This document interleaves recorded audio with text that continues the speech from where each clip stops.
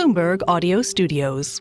Podcasts, radio, news. The distraction's not going away, but one individual that is hyper-focused on the actual policies that were discussed this week is, of course, the NATO Secretary General Jens Stoltenberg, and this was his final NATO summit. You're going to be retiring in the fall. You've been at the helm for a decade, so you've seen a lot. We're going to get into some of those distractions that were happening at the summit, but I want to get into some of the policies. We just heard President Biden there talking about the limits they've placed on Ukraine about striking deeper into Russia. He basically said they don't want to give him capacity to hit the Kremlin. But Zelensky is asking to attack Russian jets on Russian air bases that strike Ukrainian cities. Do you get the sense that the U.S. doesn't trust Zelensky? Well, first of all, the US and other allies have loosened the restrictions they have imposed on the use of the weapons they have donated to Ukraine. So Ukraine is now able to also strike against military targets inside Russia. And we need to remember what this is. This is a war of aggression. Russia has attacked Ukraine. That's violation of international law. Ukraine has the right, according to international law, to defend themselves. And that includes also striking legitimate military targets inside the territory of Russia. And some allies have given them that permission. Other allies have some restrictions, but they have been loosened up a bit. But of course, the most important ally sending the most weaponry is the United States. And they've only said you can go about 40 kilometers. But Zelensky's point is to really start to push back the Russians and be defensive. They need to get on top of it, meaning going maybe 300 kilometers. Do you think, you were part of these discussions, do you think this is something the United States, we've seen them before drag their feet and then make decisions that Zelensky was pushing for. Could you see them coming around to this? This was an issue that was discussed at the NATO summit. And again, some allies have no restrictions on the use of the weapons they have delivered. Others have restrictions but have loosened them.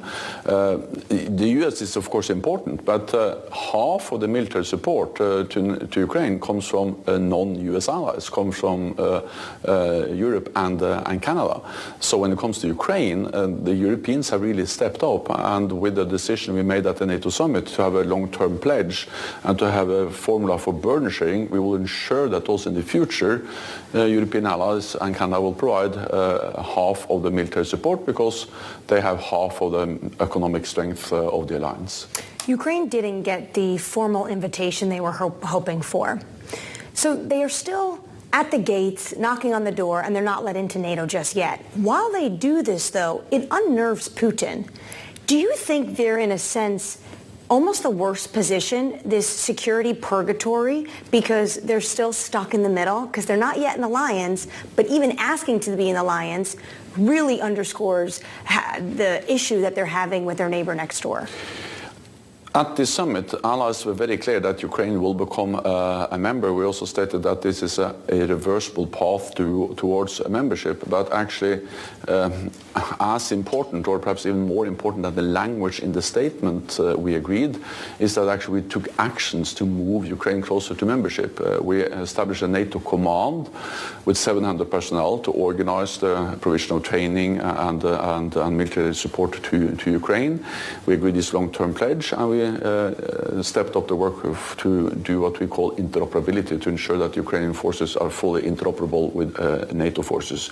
These are concrete actions that actually helps them to prevail, to help Ukraine to prevail as a sovereign independent nation in Europe. And all of that moves them closer to membership. And then when the time is right and allies agree, they will become members straight away. As you know, politics overshadowed this summit. Everyone was talking about, if not officially, unofficially, President Biden's age. As the NATO Secretary General, who's worked with both of these U.S. presidents who are the candidates for November, do you see potential change in the future U.S. commitment to the alliance? I expect that the United States will remain a strong NATO ally also in the future for at least three reasons. One is that this is in the U.S. security interest to have a strong NATO. In NATO, the United States has something Russia and China doesn't have, more than 30 friends and allies. Second, it's very strong bipartisan support in the United States for NATO. In the public, we have seen new opinion polls also confirming that, but also in the U.S. Congress. I met men from both parties, and they all expressed some strong support to NATO. And thirdly, the main criticism from former President Trump and others have actually not been against NATO. It has been against NATO allies not spending enough on NATO, and that has changed. Over just the last years, we have seen a significant increase in the number of allies spending at least 2% of GDP on defense, which is the NATO guideline. So is your expectation to ignore, potentially, your expectations that Trump's rhetoric will not match his policies on the ground? Well, I worked with him when he was Prime President last time, and again, I expect that the United States will remain a strong NATO ally, because this also makes the United States safer and stronger.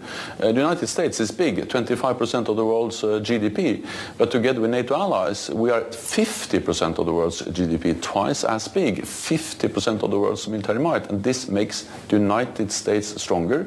And the main criticism, the fact that European allies didn't spend, that has really changed. 23 allies spending 2%, and those allies are not yet at 2%, have promised to be there soon. So this has really improved, not least because the criticism from the United States was valid, and Europeans have heard the call and have stepped up. Jens Stoltenberg, thank you so much for your time. That was, of course, Jens Stoltenberg, the outgoing NATO chief.